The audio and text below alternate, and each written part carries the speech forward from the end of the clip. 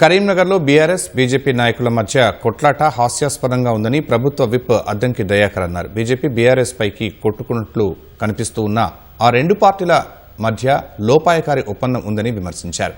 ఇలాంటి దాడులను ప్రభుత్వం చూస్తూ ఊరుకోదని హెచ్చరించారు. రెండు పార్టీలు కొట్లాటలతో ప్రజల్లో గందరగోళం సృష్టించాలని చూస్తున్నారని అద్దంకి దయాకర్ విమర్శించారు. కరీంనగర్ లో బీఆర్ఎస్ బీజేపీ నాయకుల కొట్లాట అనేది హాస్యాస్పదం.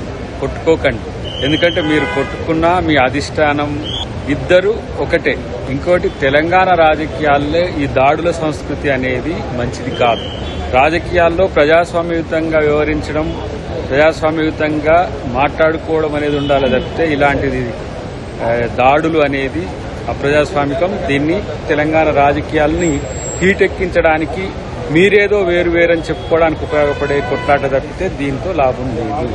ప్రజాకోణం ఎప్పుడు కూడా శాంతియుత పరిష్కారం ఉండాలి తప్పితే ఇలాంటి భౌతిక దాడులని మంచిది కావద్దని చెప్పి ఇద్దరికి బీజేపీ మిత్రులకు బీఆర్ఎస్ మిత్రులకు తెలియజేస్తారు.